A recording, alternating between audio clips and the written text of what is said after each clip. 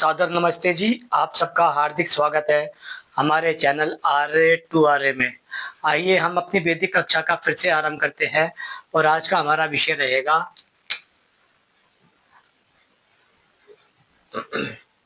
शिक्षा से अलगाववाद उत्पन्न होता है। यानी कि शिक्षा से अलगाववाद उत्पन्न होता है। जब हम अलगाववाद की बात करते हैं तो सर्वप्रथम हम ये समझ लेते हैं कि अलगाववाद का अर्थ होता है किसी भी प्रकार का भेदभाव उत्पन्न करना। जैसे जाति के नाम पे, नस्ल के नाम पे, भाषा के नाम पे, राज्य के नाम पे, संप्रदाय के नाम पे, पंथ के नाम पे, शिक्षा के नाम पे। जब मनुष्य के अंदर अलगाववाद उत्पन्न किया जाता है तब उसे धीरे धीरे कट्टरवाद की तरफ धकेला जाता है। जब वह अलगाववादी हो जाता है और जब वह कट्टरवादी हो जाता है तो उसे बड़ी सरलता से आतंकवादी बना लिया जाता है। इसलिए सबसे पहले हमें यह समझना पड़ेगा कि भारत को में जो शिक्षाएं चल रही है वह 6 प्रकार की शिक्षाएं हैं। 6 प्रकार की शिक्षा एक ही राष्ट्र में होना तो वह अपने आप में ही लोगों को अलगाववादी बना देता है। आज भारत में लगभग लगभग 140 करोड़ की आबादी है। 140 करोड़ की आबादी के बाद भी भारत में लोग एक दूसरे के नाम पर अनेक प्रकार से लड़ते हैं।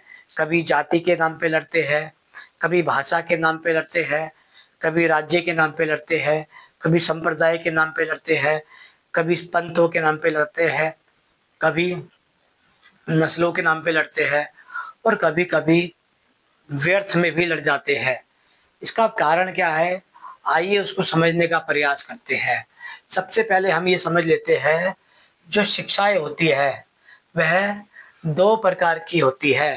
पहली शिक्षाएं वह होती है जो जीवन में मनुष्य को मनुष्य बनाने के लिए दी जाती है और दूसरी शिक्षाएं वह होती है जो मनुष्य को मनुष्य से दूर करने के लिए सिखाई जाती है। यह दोनों ही शिक्षाओं का समाज में प्रभाव पड़ता है। इसलिए जब हम एक ही राष्ट्र में अनेक प्रकार की शिक्षाओं को लागू करते हैं तब यह समस्याएं तो राष्ट्रवाद की हो जाती है। आइए उसी को समझने का प्रयास करते हैं। शिक्षा से अलगाववाद उत्पन्न होता है। भारत में अधिकांश भारतीय अलगाववादी होते हैं क्योंकि भारत में अनेक प्रकार की शिक्षाएं दी जा रही है। जब हम भारत में शिक्षा पद्धति की बात करते हैं तो भारत में लगभग लगभग 6 प्रकार की शिक्षाएं दी जा रही है। पहली है पौराणिक शिक्षा, दूसरी है वैदिक शिक्षा, तीसरी है इस्लामिक शिक्षा, चौथी है कॉन्वेंट शिक्षा, पांचवी है निजी शिक्षा और छठी है सरकारी शिक्षा। यानी कि लगभग लगभग 6 प्रकार की शिक्षाएं दी जा रही है जिसे हम अलग अलग रूपों में देखते हैं। जब आपसे पूछा जाए कि भारत क्या एक राष्ट्र है तो हम भारत को एक राष्ट्र के रूप में इसलिए नहीं देख पाते हैं क्योंकि भारत अलग अलग जातियों का समूह है। भारत अलग अलग संप्रदायों का समूह है। भारत अलग अलग संस्कृति का समूह है। भारत अलग अलग भाषाओं का समूह है। भारत अलग अलग संप्रदायों का समूह है। भारत अलग अलग मान्यताओं रीति रिवाजों का समूह है। इसलिए कई बार लोग कह देते हैं कि भारत एक राष्ट्र नहीं है क्योंकि भारत में जो एक समानताएं है वह दिखाई नहीं देती। इसलिए कोई भी व्यक्ति उठकर ये बात कह देता है तो वह बात 100% सत्य कहता है कि भारत एक राष्ट्र के रूप में नहीं देखा जा सकता। इसका कारण क्या है, भारत में 6 प्रकार की शिक्षाएं चल रही है। पहली है पौराणिक शिक्षा, दूसरी है वैदिक शिक्षा, तीसरी है मदरसा शिक्षा, चौथी है कॉन्वेंट शिक्षा, पांचवी है निजी शिक्षा और छठी है सरकारी शिक्षा। ये 6 प्रकार की भारत में शिक्षाएं चल रही है और इन सब से जब ये शिक्षाएं समाज में जाती है तो क्या होता है उस पर देखते हैं। जिस व्यक्ति को पौराणिक शिक्षा प्राप्त होती है वह अन्य सभी शिक्षा वाले से अलगाववाद यानी कि अपने आप को अलग अनुभव करता है। उसी प्रकार जब वैदिक शिक्षा मनुष्य को प्राप्त होती है तो वह अन्य सभी से अपने आप को अलगाववाद की तरह देखता है। उसी प्रकार जब मदरसे की शिक्षा मनुष्य को मिलती है तो वह भी अपने आप को दूसरों से अलगाववादी समझता है। वैसे ही जो कॉन्वेंट स्कूल की शिक्षा मिलती है तो वह भी अन्य सभी लोगों से अपने आप को अलगाववादी समझता है। उसी प्रकार पांचवी निजी शिक्षाएं हैं जिसे हम प्राइवेट शिक्षा कह रहे हैं। जब ये शिक्षा मिलती है समाज को तो वह अन्य सभी से अलगाववाद अनुभव करता है। उसी प्रकार जो सरकारी शिक्षाएं है वह भी लोग अपने आप को अलगाववादी अनुभव करते हैं। यानी कि भारतीय समाज के अंदर जिसे हम कहते हैं कि भारत में एक समान शिक्षा लागू होनी चाहिए, तब हमें हमारे पास एक प्रश्न चिन्ह लग जाता है कि हमारे पास कौन सी शिक्षा लागू होगी, क्योंकि हमारे ही पास लगभग लगभग पौराणिक शिक्षा है, वैदिक शिक्षा है, मदरसे की शिक्षा है, कॉन्वेंट स्कूल की शिक्षा है, निजी स्कूलों की शिक्षा है और सरकारी स्कूलों की शिक्षा है। लगभग लगभग 6 प्रकार की भारत के अंदर शिक्षाएं चल रही है। और सबसे चौंकाने वाली बात तो ये है कि ये 6 की 6 शिक्षाएं जो है यह सरकारी मान्यता प्राप्त हैं। यानी कि इन 6 को भारतीय समाज की सरकारी मान्यता प्राप्त है। चाहे वह पौराणिक गुरुकुल हो, वैदिक गुरुकुल हो, मदरसा बोर्ड हो, कॉन्वेंट स्कूल हो, निजी विद्यालय हो और सरकारी विद्यालय हो, इन 6 प्रकार को सरकारी मान्यता प्राप्त है। जबकि राष्ट्र के अंदर केवल और केवल एक ही शिक्षा पद्धति होती है। यदि आप एक राष्ट्र में 6 प्रकार की शिक्षा पद्धति को लागू करते हैं तो यहाँ पर 6 प्रकार के मनुष्यों को अलगाववादी बनाया जा सकता है। यानी कि भारत में ये जो अलग अलग प्रकार की शिक्षाएं चल रही है यह तो अपने आप में ही बड़ी खतरनाक शिक्षाएं हैं, क्योंकि यहाँ पर एक मनुष्य दूसरे मनुष्य से घृणा करेगा, दूसरा मनुष्य मनुष्य तीसरे मनुष्य से घृणा करेगा, तीसरा मनुष्य चौथे मनुष्य से घृणा करेगा, चौथा मनुष्य पांचवें मनुष्य से घृणा करेगा, पांचवा मनुष्य छठे मनुष्य से घृणा करेगा और छठा मनुष्य फिर पहले वाले मनुष्य से घृणा करेगा। यानी कि भारत में जो ये 6 प्रकार की शिक्षाएं चल रही है यह तो अपने आप में ही एक बहुत विशाल समस्या है, जिसे सरकारों ने नज़रअंदाज किया है, समाज ने नज़रअंदाज किया है, राजनेताओं ने नज़रअंदाज किया है, सरकारी अधिकारियों ने नज़रअंदाज किया है। जब भारत में इतना अलगाववाद है शिक्षा के नाम पे तो आप इसकी कल्पना नहीं कर सकते हैं कि भारतीय समाज कितना बटा हुआ है। जब आप भारतीय समाज के एक करने की बात करते हैं तो सबसे पहले आपको ये समझना पड़ेगा कि जो भारत में शिक्षा व्यवस्थाएं चल रही है जिसे हम अलग अलग रूपों में देखते हैं, चाहे वह पौराणिक शिक्षा पद्धति हो, चाहे वह वैदिक शिक्षा पद्धति हो, चाहे वह मदरसे की शिक्षा पद्धति हो, चाहे वह कॉन्वेंट स्कूल की पद्धति हो, चाहे वह निजी शिक्षा व्यवस्था हो, चाहे वह सरकारी व्यवस्था हो, इन 6 शिक्षाओं में से आपको सबसे पहले ये निर्धारित करना पड़ेगा कि एक भारत के लिए एक समान शिक्षा लागू होनी चाहिए। एक समान शिक्षा तभी लागू हो सकती है जब हमारे पास केवल और केवल एक शिक्षा हो। यानी कि अब इन 6 शिक्षाओं में से भारत सरकार को चाहिए कि वह इसमें से 5 शिक्षाओं को गैर कानूनी घोषित कर दे और इस पर प्रतिबंध लगा दे।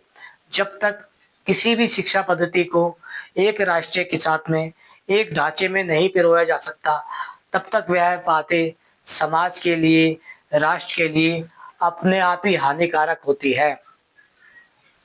यानी कि यदि भारतीय सरकार चाहती है, राज्य सरकार चाहती है, केंद्र सरकार चाहती है कि हम समाज के अंदर, मनुष्य के मात्र के अंदर एक राष्ट्रीयवाद को उत्पन्न करें, तो हमें एक राष्ट्रीयवाद के लिए समाज में एक ही प्रकार की शिक्षा देनी चाहिए। यदि आपको लगता है कि पौराणिक शिक्षा सबसे उत्तम है, तो वैदिक शिक्षा को बंद कर देना चाहिए, मदरसे को बंद कर देना चाहिए, कॉन्वेंट स्कूल को बंद कर देना चाहिए, निजी शिक्षा को बंद कर देना चाहिए और सरकारी शिक्षा को बंद कर देना चाहिए।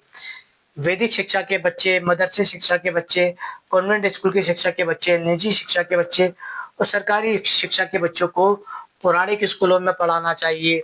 और उसी प्रकार यदि आपको लगता है कि वैदिक शिक्षा अच्छी है, तो अन्य सभी शिक्षाओं को समाप्त करके सभी के बच्चों को वैदिक शिक्षा में डालना चाहिए।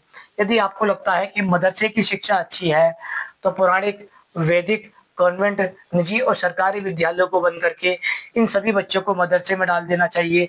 और यदि आपको लगता है कि कॉन्वेंट की शिक्षा अच्छी है, तो आपको पौराणिक, वैदिक, मदरसा, निजी और सरकारी व्यवस्था को बंद करके सभी बच्चों को कॉन्वेंट स्कूल में डाल देना चाहिए। और यदि आपको लगता है कि निजी, प्राइवेट शिक्षा अच्छी है, तो आपको पौराणिक, वैदिक, मदरसा, कॉन्वेंट और सरकारी विद्यालय को बंद कर देना चाहिए और निजी व्यवस्था में पढ़ाना चाहिए। या फिर जो राज्य व्यवस्था होती है, जिसके अंदर सरकारी विद्यालय होते हैं और सरकारी शिक्षाएं होती है, वह सही चल रही है, तो यहाँ पर पौराणिक गुरुकुलों को, वैदिक गुरुकुलों को, मदरसों को, कॉन्वेंट स्कूल को और निजी विद्यालयों को बंद कर देना चाहिए और सरकार को सरकारी विद्यालयों में ही सारा सामर्थ्य झोंकना चाहिए। क्योंकि किसी भी समाज में, किसी भी राष्ट्र में राष्ट्रीयवाद तभी उत्पन्न हो सकता है जब उस देश की केवल और केवल एक शिक्षा पद्धति हो। यदि एक शिक्षा पद्धति से अधिक किसी भी देश में शिक्षा है, तो वह अपने आप में ही अलगाववाद पैदा करती है। जब हम समाज को अलगाववादी बनाते हैं, तब वह धीरे धीरे अलगाववादी से कट्टरवादी बनते हैं और कट्टरवादी से ही आतंकवादी बनते हैं। यानी कि भारतीय समाज में जो ये 6 प्रकार की शिक्षाएं दी जा रही है, यह अपने आप में ही आतंकवाद की सीढ़ियां है। यदि आप कहते हैं कि पौराणिक शिक्षा अच्छी है, हमें ये लागू करनी चाहिए, तो अन्य सभी बंद कर देनी चाहिए। यदि आप कहते हैं कि वैदिक शिक्षा अच्छी है, तो अन्य सभी बंद कर देनी चाहिए। यदि आप कहते हैं मदरसे की शिक्षा अच्छी है, तो अन्य सभी बंद कर देनी चाहिए। यदि आप कहते हैं कॉन्वेंट की शिक्षा अच्छी है, तो अन्य सभी बंद कर देनी चाहिए। यदि आप कहते हैं निजी विद्यालय की शिक्षा अच्छी है, तो अन्य सभी बंद कर देनी चाहिए। और यदि आप कहते हैं कि नहीं, सरकारी शिक्षा व्यवस्था सबसे अच्छी है, तो अन्य सभी को बंद कर देना चाहिए। क्योंकि जब समाज में 6 प्रकार की शिक्षाएं होती है, या फिर यूँ कहा जाए कि एक से अधिक भी शिक्षा होती है, तो भी वह देश राष्ट्रवाद की ओर नहीं बढ़ सकता। जब हम दूसरे स्कूलों की बात करते हैं, दूसरे देशों की बात करते हैं, चाहे वह जापान हो, चाइना हो, कोरिया हो, रशिया हो, जर्मन हो, यूएसए हो, या कोई भी बड़ा से बड़ा देश हो, जहाँ पर भी एक समानता दिखाई देती है, राष्ट्रवाद दिखाई देता है, एक समाज दिखाई देता है, तो उसका कारण यही होता है कि वहाँ की जो शिक्षा व्यवस्थाएं है, वह केवल एक ही प्रकार की होती है। लेकिन भारत के अंदर ये अलग ही प्रकार की नौटंकी चल रही है। भारत में 6 प्रकार की शिक्षाएं चल रही है, जिसमें से एक सरकारी व्यवस्थाएं है और बाकी 5 प्राइवेट है, निजी व्यवस्थाएं है। इस पांचों को गैर कानूनी घोषित करने के बदले सरकार ने सरकारी मान्यता प्राप्त कर रखी है। जबकि सरकार को चाहिए कि वह पौराणिकों में से, वैदिकों में से, मदरसे में से, कॉन्वेंट से, निजी शिक्षा व्यवस्था से या सरकारी व्यवस्था में से किसी भी एक को चुन ले। यदि वह एक को चुन लेती है, तो वह पांचों को जो आने वाली है उसको गैर कानूनी घोषित करके इन सब पे ताला लगा सकती है। जो इनसे छोटे हुए बच्चे हैं, वह उसी एक विद्यालय में जाके पढ़ाई करेंगे। जब वह एक साथ पढ़ाई करेंगे, तो उनके बीच में जो अलगाववाद है वह नष्ट हो जाएगा। इसका अर्थ यह है कि भारत में सबसे पहले जो समस्याएं चल रही है, वह चल रही है शिक्षा व्यवस्था से। सबसे पहले हम ये समझ लेते हैं कि शिक्षा व्यवस्था से उत्पन्न क्या किया जाता है। ये जो पौराणिक शिक्षा पद्धति है, जो पुरानी गुरुकुलों के द्वारा दिया जाता है, इससे जो लोग बनते हैं वह बनते हैं जातिवादी और पाखंडी। दूसरा, जो वैदिक शिक्षा पद्धति है, जो वैदिक गुरुकुलों के द्वारा चलती है, उससे लोग बनते हैं सज्जन मनुष्य और आर्य। तीसरा, जो मदरसा शिक्षा बोर्ड है, जिसे हम मदरसा शिक्षा भी कहते हैं, उससे मुसलमान बनते हैं मजहबी। चौथा, जो लोग कॉन्वेंट शिक्षा को मानते हैं और कॉन्वेंट शिक्षा वाले हैं, उससे लोग बनते हैं ईसाई मिशनरी। जो पांचवी निजी शिक्षा व्यवस्थाएं है, उससे प्राप्त हुआ मनुष्य शिक्षा से बनता है सेक्युलर। और जो सरकारी शिक्षा व्यवस्थाएं है, जो सरकार के द्वारा चलती है, उससे समाज बनता है सामान्य। यानी कि 6 प्रकार की शिक्षाएं भारत में दी जा रही है। पहली, जिससे हम पाखंडी और जातिवादी बनते हैं। दूसरा, जिससे हम आर्य, वैदिक और सज्जन बनते हैं। तीसरी, जिससे हम मुसलमान और मजहबी बनते हैं। चौथी, जिससे हम ईसाई और मिशनरी बनते हैं। पांचवी, जिससे हम सेकुलर बनते हैं। और छठी, जिससे हम सामान्य भारतीय बनते हैं। यानी कि लगभग लगभग भारत के अंदर ही 6 प्रकार की शिक्षाएं दी जा रही है। 6 प्रकार की शिक्षाएं देने का अर्थ ये है कि हमने भारत को भीतर तक अलगाववादी बना दिया है। यह देश कभी भी टुकड़ों में इसलिए बढ़ जाता है क्योंकि यहाँ पर सभी मनुष्य एक दूसरे से अलगाववादी होते हैं। अब वह अलगाववाद चाहे किसी भी रूप में हो, चाहे वह जाति के रूप में हो, जाति के रूप में हो, भाषा के रूप में हो, संप्रदाय के रूप में हो, आस्था के रूप में हो, पंथ के रूप में हो, राज्य के रूप में हो, संस्कृति के रूप में हो। यानी कि इन सब का जो आधार है वह है शिक्षा। जब हमें 6 प्रकार की शिक्षाएं दी जा रही है तो इसका अर्थ यही है कि हमारे जो बच्चे हैं, जो भारतीय समाज के बच्चे हैं, उन्हें 6 प्रकार की शिक्षाएं इसलिए दी जा रही है ताकि वह उनके अंदर अलगाववाद पैदा कर सके। यदि वह पहली शिक्षा देते हैं पौराणिक, दूसरी देते हैं वैदिक, तीसरी देते हैं मदरसा, चौथी देते हैं कॉन्वेंट,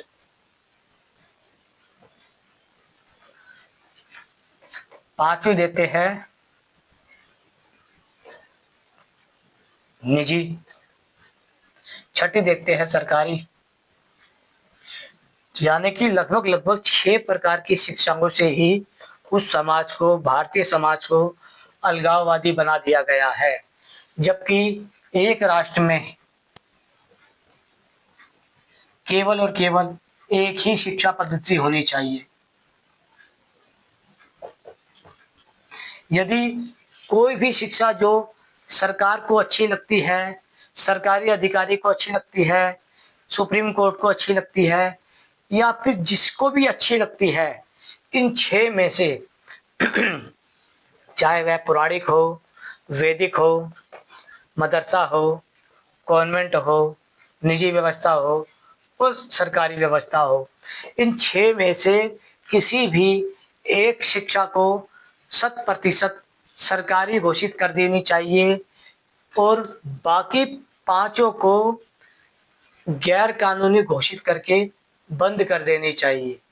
क्योंकि यदि आपने यह कार्य आज नहीं किया तो आने वाले समय में यह अलगाववाद और बढ़ेगा और भारत को वह एक नए टुकड़े के रूप में देखेगा, जिसे हम भारत कह रहे हैं आज। यह कभी अखंड भारत हुआ करता था, लेकिन भारत में अनेक प्रकार की शिक्षाएं होने के कारण लोगों ने एक नए नए राज्य की मांग कर ली, एक नए नए देश की मांग कर ली। यदि आप फिर से इस शिक्षा को लागू कर रहे हैं तो यह देश के लिए अपने आप ही खतरा है। भारत में जाति के नाम पे, भाषा के नाम पे, संप्रदाय के नाम पे, आस्था के नाम पे, पंथ के नाम पे, राज्य के नाम पे और संस्कृति के नाम पे तभी बंटवारा किया जा सकता है जब वहाँ पर शिक्षा के नाम पे बंटवारा किया जा चुका हो। यदि शिक्षाएं उनकी अलग-अलग है तो इसका अर्थ होता है कि वहाँ पर पढ़ने वाले सभी प्रकार के मनुष्य सभी मनुष्यों से अलगाववादी होते हैं। जिस देश में पूरा भारतीय समाज ही, चाहे वह 140 करोड़ का हो, अलगाववादी हो, तो उस देश में राष्ट्रवाद को हम किस रूप में देख सकते हैं।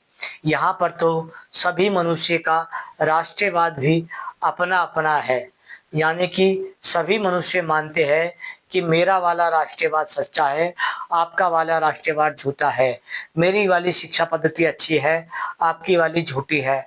मेरा न्याय अच्छा है, आपका झूठा है। आशा करता हूँ विषय सरलता से समझ आ गया होगा। भारत में घोर अलगाववाद पैदा हो चुका है क्योंकि भारत में 6 प्रकार की शिक्षाएँ हैं। पहली पौराणिक, दूसरी वैदिक, तीसरा मदरसा, चौथी कॉन्वेंट, पाँचवीं निजी और सरकारी, छठी सरकारी। यदि सरकार चाहे तो या सरकार और समाज, न्याय व्यवस्था, कानून व्यवस्था, सरकारी अधिकारी सबको मिलकर ये निर्णय करना चाहिए कि देश में केवल एक शिक्षा पद्धति हो, चाहे वह पौराणिक हो, वैदिक हो, मदरसा हो, कॉन्वेंट हो, निजी हो, सरकारी हो। किसी भी एक को चुनने के बाद बाकी को गैर कानूनी घोषित करके बंद कर देनी चाहिए। किसी भी एक समाज की शिक्षा से पढ़ा हुआ व्यक्ति आपस में एक भाव को स्थापित कर सकता है, लेकिन अलग-अलग शिक्षा पद्धति से पढ़ा हुआ व्यक्ति कभी भी राष्ट्र का भला नहीं कर सकता।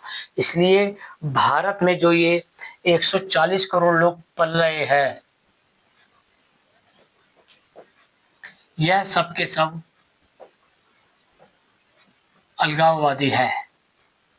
यह सब के सब अलगाववादी है। इनमें से कोई भी राष्ट्रवादी नहीं है। ये सब के सब अलगाववादी है।